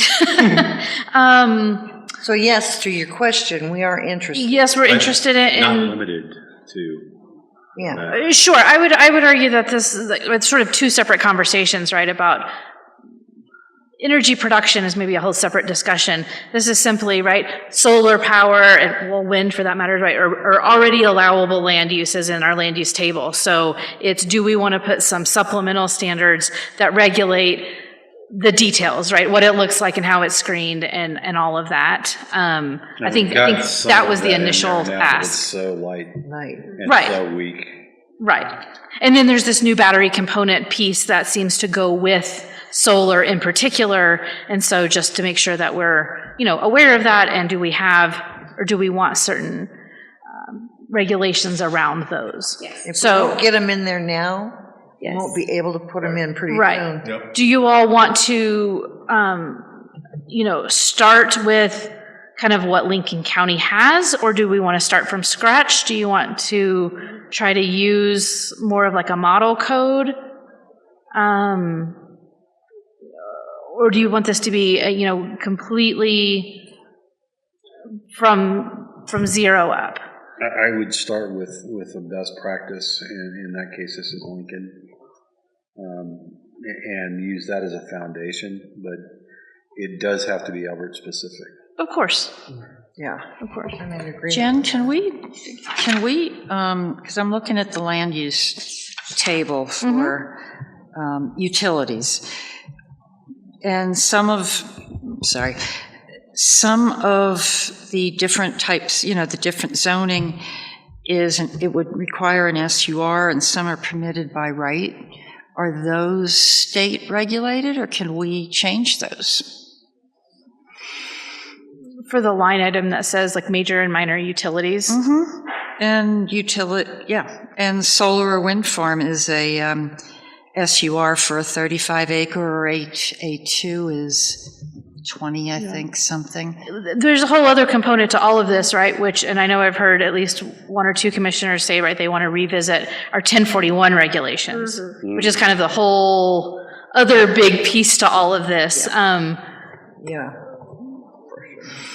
We may absolutely need to do that, probably a little bit of a bigger undertaking. I think if you wanted to put some locational and design type standards for solar in, that could be done fairly quickly versus like complete 1041 overhaul, that's going to be a major lift, right? That we would probably have to have someone else, well, we for sure would have to have a consultant come in and do that. So it may be better to lump that in when we do a full regulation overhaul. Maybe not. I mean, the board may want to handle that differently. But I do think that's on a different level than putting some regulations in place that are considered sort of supplemental design regarding solar. I think we need that.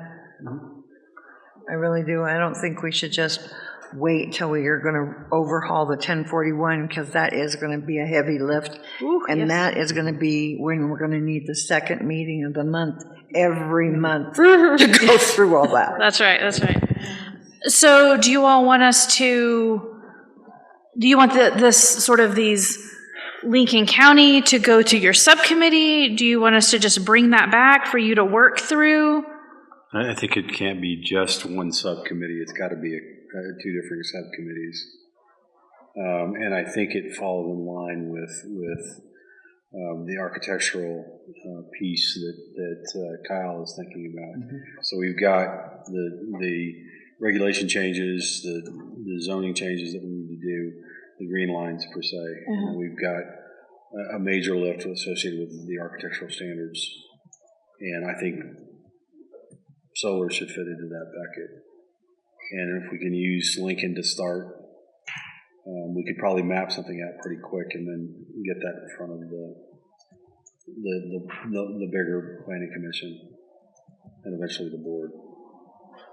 And while we're talking about these subcommittees, just for clarification's purposes, there can only be two of us working on it without requiring a notice? So subcommittees are different beasties, right? So you can have more than two, if I remember correctly. Might want to get clarification from Lance, but I believe it just has to be noticed. Yeah, I think notice is the key. That's okay, and that's what I was getting at, is that if there's more than two of us, I do think that it has to be noticed. Noticed and open. So. Sorry, in our rules and regulations, I think it talks about subcommittees in there. And I don't think I saw anything about open meeting laws or how many people or any of that. Could we, since we're not going to be making any decisions and we're not a legislative body, maybe it doesn't apply? I don't know. We can ask the question. I would ask Lance. Yeah, if you could. I would think that it does, but What would Lance do? based on everything I know, but sure. Better to. We can ask. Okay. Yeah, thank you. Fantastic. Okay, anything else? Motion to adjourn? Always proper to do a motion to adjourn. Do we have a second? I'll second. May I ask one other question? I'm sorry. I'm sorry. We didn't get to the vote yet. You do not have any land use items scheduled for your first meeting in January? Oh, I had a slide for this. Oh, well. Do you all, I was kind of hoping to have a little bit further direction on all of this. Do you all want to have another meeting and talk about this? I don't know how far we will be on January 6th. That's not very far away. But I want to put that out to you all. Do you want to simply cancel that meeting because we don't have any regular business? Cancel it. That would be my. Okay, we will cancel that meeting. I think we'll make some strides on the other areas, but not enough to cancel. Yeah, maybe with the hope that subcommittees can gather and Okay. begin working on Yep. these And so deadlines. we will hope / plan to have something for January 20th. You're using Right. that hope word. If you all want to meet. No. Okay. Yeah.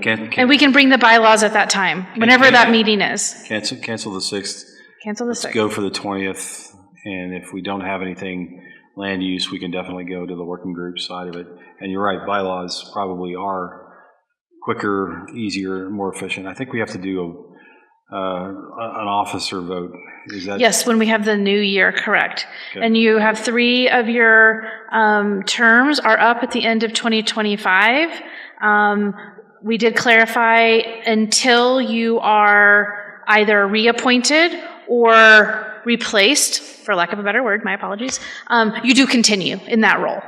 So the commissioner who appointed you should reach out to you to discuss the options. But yes, at our first meeting, we will do officer elections, and we can, if there's any new folks, I don't know if there will be. We'll see how it plays out. And are we expecting a 7 o'clock start? Are we considering moving that earlier? I think we would have to approve the bylaws before we could move that. Okay. Wait. Maybe not technically. Can we do a notional approval via email for the bylaws? I'd be happy to ask. I was hoping to chat with Lance about that today, but he was. I think you was busy. can. I think if you all decided right now that you want your meetings moving forward to start at 6 o'clock, you all have that authority. Fantastic. We will memorialize it in the bylaws. 6 o'clock on January 20th. Okay. We have to vote on it, or is Exciting. that okay? I'm going to say that was a unanimous consent. It was. Yes. We talked about it. The only one we didn't check with was Dan and Robert. You still have a quorum here tonight, so. Exactly. Snooze, you lose, I think is what they Okay, say. 6 o'clock, we will bring revised bylaws to you. We will see what other either land use cases or regulations need to come before you potentially on the 20th. And we will cancel the January 6th meeting. Fantastic. And staff wishes have you all a happy vote. holidays. And a second? To adjourn. All in favor? Aye. All opposed? There's a window. All right. Thank you.